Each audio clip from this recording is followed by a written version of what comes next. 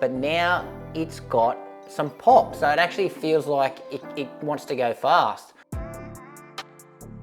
So first session done and dusted in this shoe. Now this is the New Balance SC Elite V5, and these are my first impressions. But before we get into it, a big shout out to my #1 running store, the Running Company at Geelong. I've got a link to their website in the description. Make sure you go check out that and check out all their running gear. And also guys, if you haven't done so already and you want to support their channel, make sure you hit that subscribe button.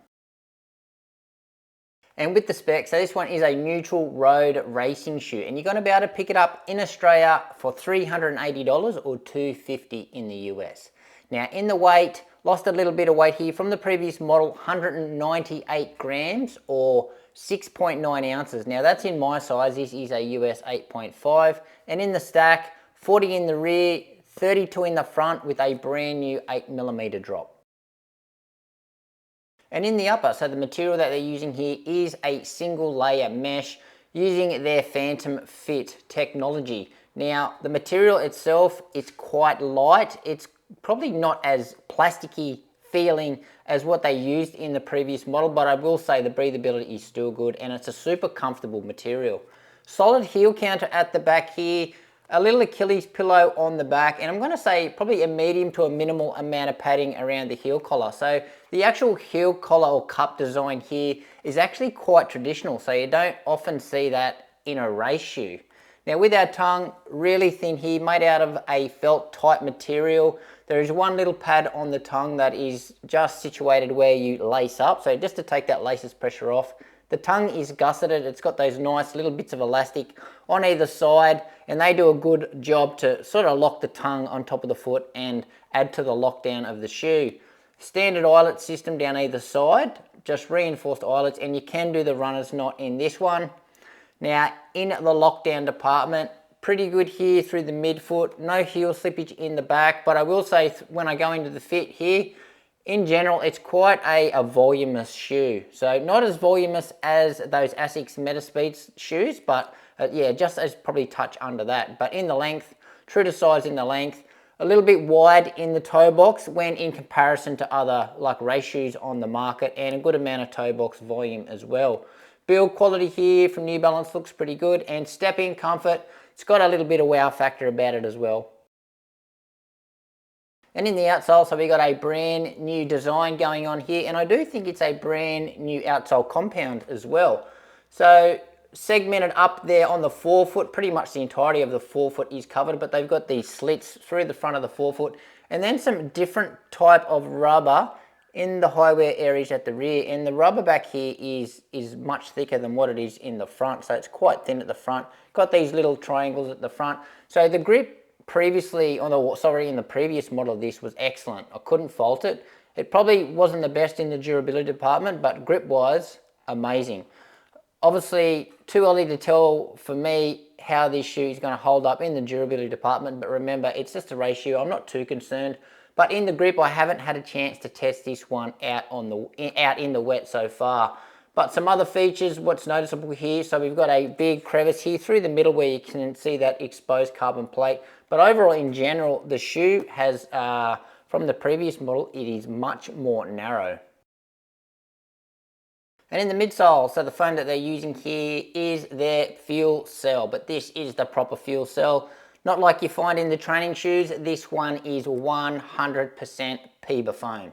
So 2 layers of this fuel cell. We've got our top layer, and then they've got their full length Energy Arc carbon plate. So this Energy Arc carbon plate, it's quite unique in the New Balance shoes because it's sort of like a ripple.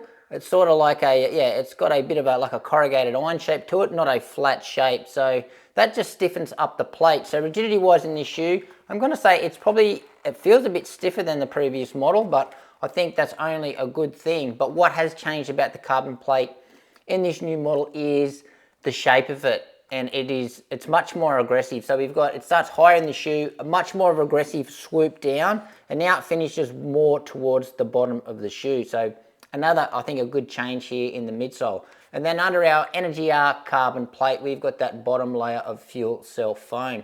Now, the fuel cell foam in general, it feels really similar, maybe a little bit softer, but I'm not too sure, but it feels really similar to what they used in the previous model. Now in the geometry department, another upgrade here. So we now have, I'm going to say, a little bit more of an aggressive rocker. I'm going to say it's still on the early stage of an aggressive. It's slightly more aggressive than the previous model, but it's certainly not an aggressive rocker when in comparing to like other race shoes on the market. And in the ride well, although the foam feels really familiar to the previous model, you can certainly notice the upgrade. So especially in the shape of the carbon plate, the new 8mm drop, because it's moved from 4mm to 8mm, and you can certainly tell the difference in the geometry and just the smaller profile of the bottom of the shoe. So overall, familiar foam feel, still soft. It's still got a really nice amount of bounce. It's still a super comfortable ride, but now it's got some pop. So it actually feels like it wants to go fast. So yeah, a little bit more aggressive. So nice and poppy and responsive through toe off. Quite snappy and a good amount of softness and bounce through the rear. Now, what this foam does deliver though, it delivers you instant bounce. So PIBA gives you that. So when you bounce in the shoe, when you come through your foot strike, you're bouncing straight out of it. So that's not what I'm also testing now. The Asics Metaspeed Sky and Edge Tokyo, they've got a delayed sort of bounce about it, and they're much softer than this shoe. But this one, it's good to get a shoe back on my foot that gives me some instant bounce. So I really enjoy the feedback and the bounce of this shoe. So how I used it today, marathon workout, so 5 kilometers at marathon pace, a 1k jog, 5 kilometers at marathon pace, 1k jog, and another 5 kilometers at marathon pace. So I must report that the shoe performed amazingly. So still, it feels really nice, I think, at that marathon pace. I did have a few little pickups in it and a few strides in it to pick the pace and see how it really felt. But for me, I think it really shines at marathon pace. So when I got off the forefoot and stopped powering through the forefoot and just sat back on it a little bit, started hitting through the midfoot, that's when I got the most out of the shoe. So really bouncy ride and just with a nice amount of roll off through toe off. So I'm going to say it's a move in the right direction. It still feels like an SC Elite shoe, but now it's just got that extra zip. So stability wise though, I will say it's probably lost a little bit of stability from the previous model, but in no way did it feel unstable. It probably feels a little bit unstable walking around, but on the run, I was still good to go. So I liked in this shoe so far, certainly number one, the ride. I love the new geometry, love where the plate placement is. I love the comfort of the ride as well, and I also love the really traditional heel collar. I know it's just going to work for a lot of runners out there. And what I'm still figuring out in this shoe is just to do with New Balance. So although this shoe does not feel heavy at all on the foot, but it still is one of the heavier sort of race super shoes on the market. So I do think to keep getting competitive with the other shoes out there, I still think they need to shave off a few grams.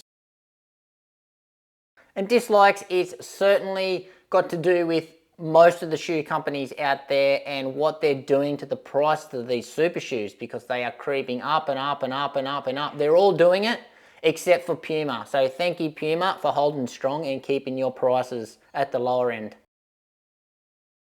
And just wrapping up my first impressions here, so good sign so far. So I totally enjoyed my first workout in the shoe this morning. So it actually performed better than the Sky Tokyo and the Edge Tokyo in a similar type marathon workout. So believe it or not, even though it's still got that familiar feeling, and I think it's going to work for a lot of runners out there, so the majority of runners, it's just not so edgy and not so crazy like a lot of the aggressive super shoes out there. This still performs up there with the shoes that everyone is talking about that are the best. So don't be worried about that. It's still going to be an amazing race shoe that now does feel fast, but is still going to be for the masses. So yeah, it's going to be a really safe option if you've never run in a race shoe before, just like the version before this was. But anyway, guys, that's it from me. Any questions you've got regarding this shoe, how it relates to anything else, hit me up in the comments. Thanks for watching. Make sure you give this video a like, subscribe to the channel, and we'll see you next time.